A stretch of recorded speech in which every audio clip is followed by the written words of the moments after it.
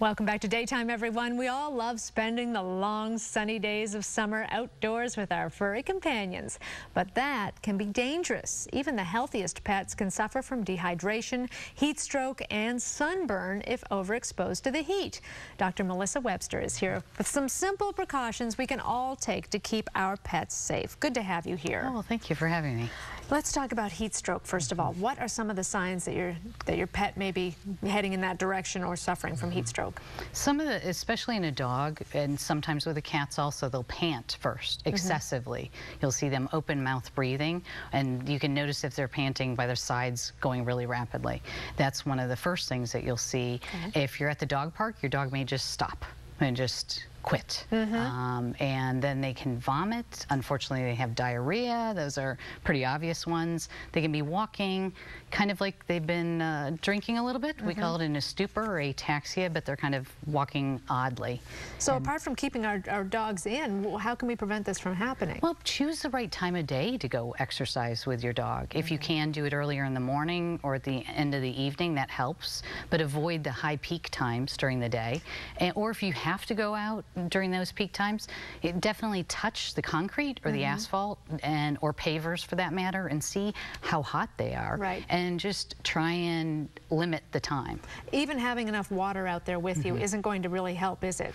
Well, it helps if they'll drink it. I mean, cats are cats. They'll do their own thing. They're probably not going to drink. The dogs may be so excited they may not drink when they need to. What about the collars that you can put ice cubes in? Does that help? Do you know? I think it helps a little bit, but does it dramatically lower their body temperature enough? No. Probably not. What if you suspect your dog or cat has heat stroke? What do you do?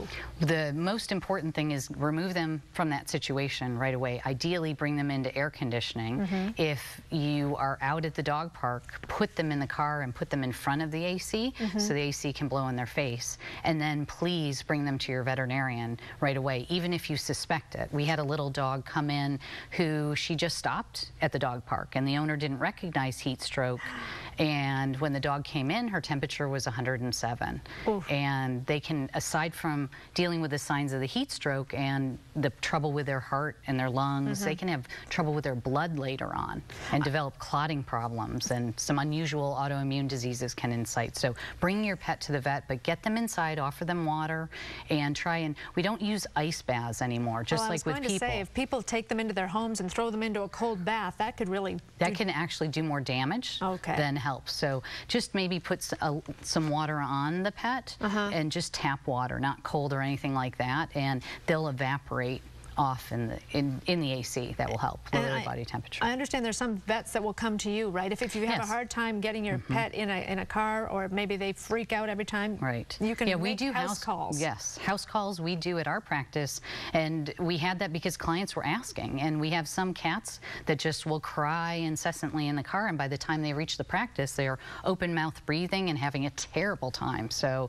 and dogs that may be overweight or just panic in the car. So we do house calls to help the pets. Okay, what pets are more susceptible to heat stroke than others? Well, pets that may be overweight, and unfortunately national statistics are about 85% of our household pets are overweight. So a lot of our animals at risk there, just that being said, and with those percentages. And then animals with heart disease or respiratory troubles can be the biggest dogs at risk in particular, or cats again. Any particular breeds that are more susceptible? Any of the smush-nosed dogs, such as a pug or a bulldog, can be more susceptible, or beautiful Persians or Himalayans, any of the flat-faced animals that we call brachycephalic.